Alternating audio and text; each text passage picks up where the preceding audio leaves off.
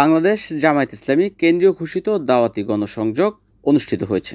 ২৯ April মঙ্গলবার বিকেলে সিদ্ধিরগঞ্জের পূর্ব থানা জামায়াতের উদ্যোগে সিদ্ধিরগঞ্জ ওয়াবদা কলোনি বউবাজার এলাকায় এই গণসংযোগ অনুষ্ঠিত হয়। এতে প্রধান অতিথি হিসেবে বক্তব্য রাখেন নারায়ণগঞ্জ মহানগরী জামায়াতের আমির মাওলানা মোহাম্মদ আব্দুল জব্বার। এ সময় তিনি বলেন, বাংলাদেশের মানুষ আর কোনো স্বৈরাচার ফেসিবাদদের ক্ষমতায় দেখতে চায় না। তিনি আরও বলেন, বাংলাদেশ জামায়াত ইসলামী ৩ দফা দাওয়াত নিয়ে কাজ করছে। জামায়াতে ইসলামী ৯৫% মুসলমানের এই দেশে আল্লাহর আইন ও সৎ লোকের শাসন প্রতিষ্ঠা করতে নিরলসভাবে কাজ করে যাচ্ছে।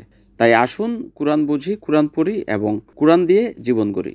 সিদ্ধিরগঞ্জ পূর্ব থানা আমির আলী আক্কাস রোমনের সভাপতিত্বে ও সেক্রেটারি শহীদুজ্জামান শহীদের সঞ্চালনায় জামায়াতের ব্যাপক গণসংযোগকালে এ সময় উপস্থিত ছিলেন মহানগরী জামায়াতের সহকারী সেক্রেটারি মোহাম্মদ জামাল হোসাইন, সিদ্ধিরগঞ্জ দক্ষিণ থানা আমির আলহাজ কফিল উদ্দিন আহমেদ সহ স্থানীয় জামায়াত নেতৃবৃন্দরা।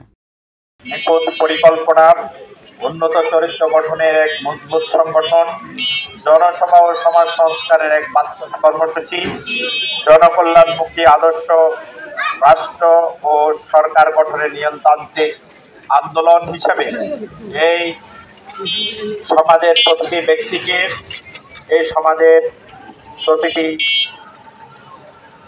ঘরকে, এলাকাকে, ইভেন এই রাষ্ট্রকে পরিশুদ্ধ করার মধ্য দিয়ে আগামী দিনের একটি প্রাণপূর্ণ ইসলামী রাষ্ট্র প্রতিষ্ঠার জন্য কাজ করে যাচ্ছে।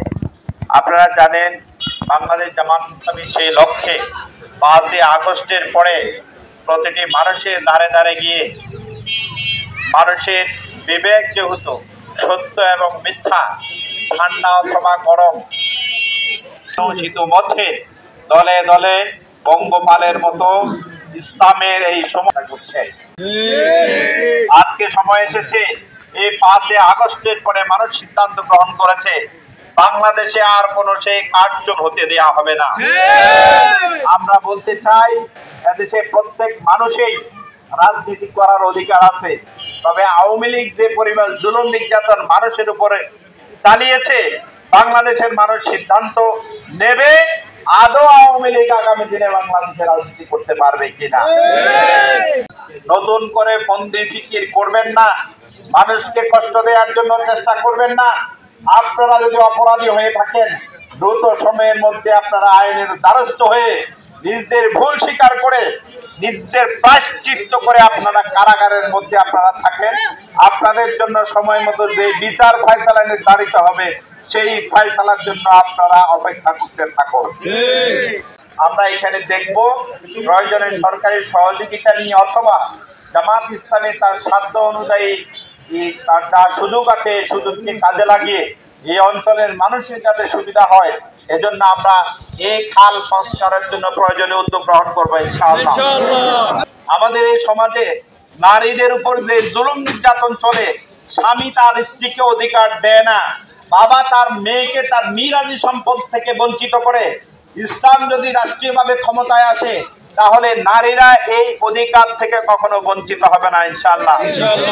যেভাবে বৃষ্টি পড়লে একজন মুসলমান, একজন হিন্দু যেভাবে আল্লাহর রহমতের এই বৃষ্টি পায়, ঠিক একইভাবে এদেশে যখন ইসলামী হুকুমত কায়েম হবে, মুসলমানরা যেভাবে যে অধিকার তারা ভোগ করবে, ঠিক একইভাবে অন্যান্য ধর্মের লোকরাও ইনশাআল্লাহ এই অধিকার ভোগ করবে ইনশাআল্লাহ। আসুন আমরা সবাই মিলে জামায়াত ইসলামী যে ৪ দফা ভিত্তিক কাজ করছে, ৩ দফা ভিত্তিক দাওয়াত দিয়ে মানুষকে ব্যক্তি পরিশুদ্ধ, সমাজ পরিশুদ্ধ, রাষ্ট্র শুদ্ধ করার মধ্য দিয়ে আগামী দিনে একটি সমাজ বিনির্মাণের জন্য আমরা সবাই মিলে চেষ্টা করি। জামায়াত ইসলামীর সাথে আপনারা থাকবেন তো ইনশাআল্লাহ। এই জন্য আমাদের এনএন টিভি, নারায়ণগঞ্জ।